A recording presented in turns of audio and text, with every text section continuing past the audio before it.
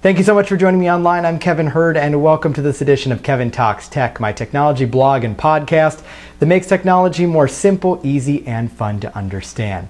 Now, I have been a big fan of the Roku device for several years now. If you've never heard of Roku before, it's basically a device that connects to your internet at home and then will allow you to watch internet channels on your television set using your Wi-Fi or an Ethernet cable. And when I talk about internet channels, I'm talking about Netflix, Hulu, Vudu, or a number of other user-generated channels that are available out there. Again, allow you to watch them right here on your television set. Fantastic technology. Now, over the last several years, there have been several Rokus that have come out to the market. And the latest Roku to now come out is the Roku 4, which you see right over here. And so today I want to talk a little bit more about what's included in the Roku 4 as compared to the other Rokus, and then help you make a decision on which Roku might be right for you if you're thinking about one, especially as we come upon the shopping season. All right, so let's talk about some of the features first that are included in the new Roku 4. One of my favorite features is called the Remote Finder, and this is a fantastic thing. I wish every kind of device with the remote had this. It's basically something that's installed in the remote where if you lose your remote, like I do most times, and you push a button on top of your Roku device, it sends out a ping and the remote makes a sound so you can hear where it is and you'll be able to find it in the room. Of course, you'd want to be within earshot of where it would be. So that's one feature that's only found in the Roku 4 that I think is a very nice feature to have in here. And then the other feature, of course, goes without saying, is its ability to stream 4K content to your television set. Now, if you're not familiar with 4K and what it is right now, let's first talk a little bit about that. 4K television is basically the next step up from high definition. Your TV, you can think about it this way, is made up of individual pixels or small dots that go across the screen. When you have high definition, you have 1,920 lines that run this way, 1,080 lines that run this way across your TV, and when those lines intersect with each other, they make those dots called pixels. Now, the more of those you have, the sharper the picture is on the television set. So when we're talking about 4K TV or ultra high definition or ultra HD, we're talking about instead now 2,160 lines going this way, 3,840 lines going this way. 4K, that word or number rather, comes from the 3,840. You figure it's pretty close to 4,000 pixels, so you have 4K.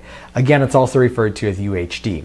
Now, what's the problem with 4K right now is that there's not a lot of content out there that's available for 4K. Yes, there is a growing library, but again, at the same time, if you're thinking about getting this Roku device here for the 4K content, think about this as an investment. Because again, we're seeing a growing number of movies and TV shows out there that's delivered in 4K, but not everybody's on board yet. So it might take another year, might even take another 2 years before we really start to see that library expand even further and you can really take full advantage of this Roku. Might behoove you to wait a little bit perhaps if you're not exactly in the market, if you already have a Roku and you're not exactly in the market right now, or if you don't see yourself as somebody who's going to watch a lot of 4K at this point, maybe you think about another Roku. So let's talk about that aspect and go in here and make mention of what else you can get. Hey, real quick actually too, before we move on, this is also worth mentioning. If you are thinking about getting this Roku, one, you do want to make sure that you've got a nice high-speed internet connection. At least 15 megabits per second is what Roku recommends.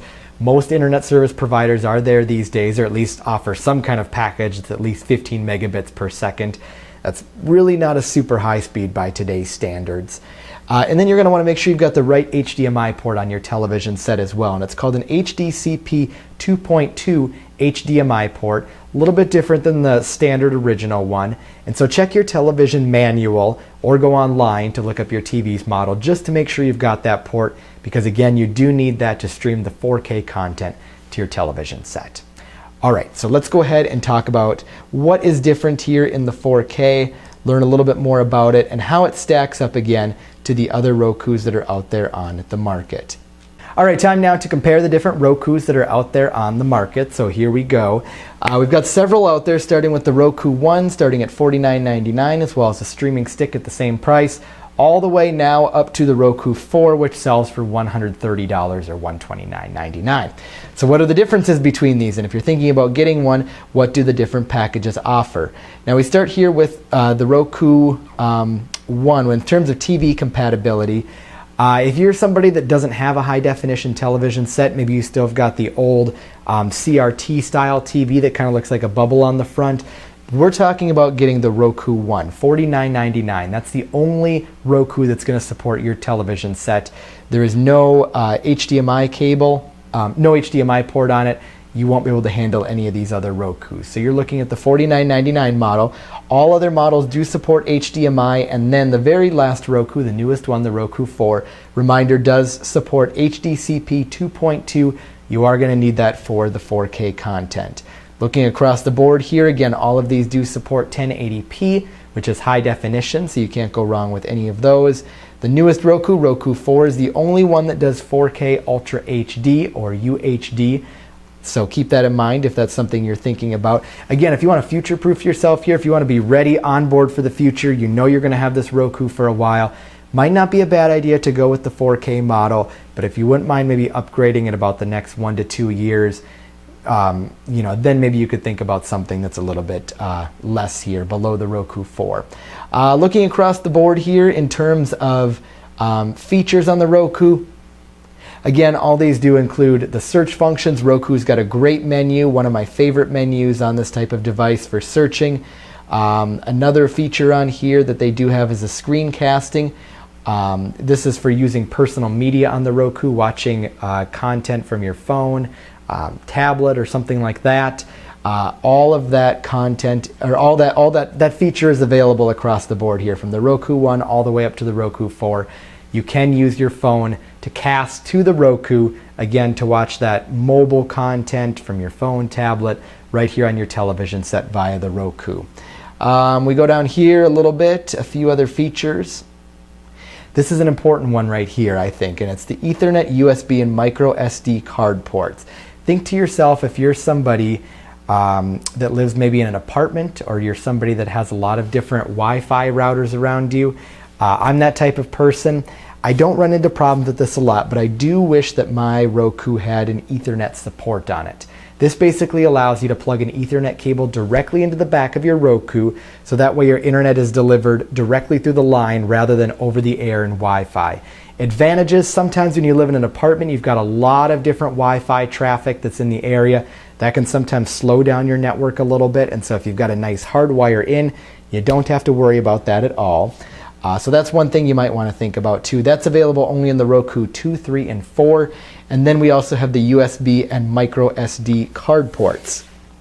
This is really handy if you want to, again, watch some of that local media, some movies, TV shows, personal videos that you've got on a USB or you've got on a micro SD card. Plug it right in and you can access those files that way rather than streaming them over your network with the casting.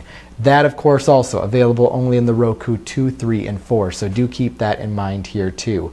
The Roku 4 has a quad-core processor for 4K Ultra HD, so again, getting a little bit of a faster processor inside the Roku 4, but that's the type of Roku that's probably going to need a little bit more power again to use those 4K videos, or for you to be able to view those 4K videos on your television set. Voice search was something new that was added in the Roku 3. If that's important to you, you could get by with the Roku 3 rather than going with the Roku 4, so bear that in mind as well. Motion control for games, if you're a gamer through the Roku, that also came about with the Roku 3, so you could go with the Roku 3 if you didn't want to go with the 4 on that one. And then the Point Anywhere remote, this is something that I really like here too.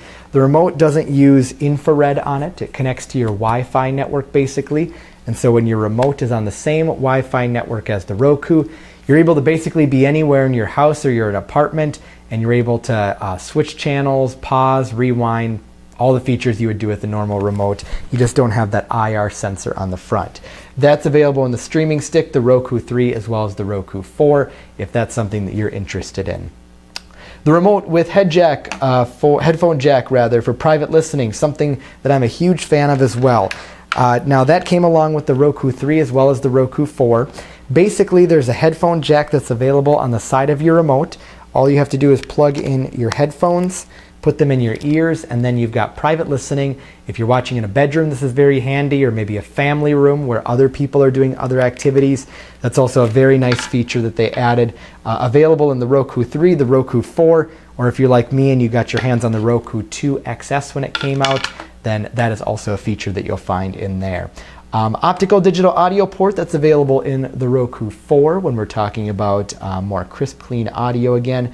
And then the remote finder, this is again a feature only available in the Roku 4 right now. That again allows you to push a button on top of your Roku box. If you do lose your remote, it sends out a ping, and then you'll hear an audio ping coming from your remote alerting you to where it is. Very handy. I do hope they continue that feature in further Rokus to come. I think that's going to benefit a lot of people. What are we talking about for price here as we look across the board? $49.99 is the entry price for the Roku 1 as well as the streaming stick. The Roku 2 goes for $69.99, Roku 3 for $99.99, and the Roku 4 selling for $129.99. Now, I personally think if I was going with the Roku at this point right now, and if I wouldn't mind upgrading in the next couple years, it's tough to say. For one, you're going to want to make sure that you've got a nice 4K TV as well to be able to support the Roku 4 and its 4K streaming abilities. If you've got a 4K television set, you know, I don't think it would be a bad option to go with the Roku 4 over here. Then at least you've got a device that has the 4K streaming capabilities built in. As that new content comes out, you can gradually start streaming it using your Roku 4. The remote finder is a really awesome feature. Otherwise, I think the Roku 2 and Roku 3, again, not bad devices. The one thing, again, that I really like about the Roku 3 that you won't find in the Roku 2 is the ability to plug in your headphones and listen from, you know, in a bedroom, a living room, or something like that. If those couple features aren't that important to you, Roku 2, also a great device. I've heard a lot of good things about the Roku 2, and then you could save a little bit of money as well, $69.99. I think what it all comes down to between the Roku 2 and 3 is if you want to have a headphone jack inside the remote for listening. We're also talking about that motion sensor for games as well, motion control for games as a different feature, and then also the voice search, which is available in the Roku 3. Whew, okay, it's a lot to take in. If you missed any of that, all you have to do is go to kevintalkstech.com. That's my website where you'll find much more here about the Rokus. We've posted information about the Roku 4, links, everything, basically everything here that we talked about today. If you want to watch more of my videos, all you have to do is go to youtube.com/KevinTalksTech. Thank you so much again for watching, and have yourself a fantastic day.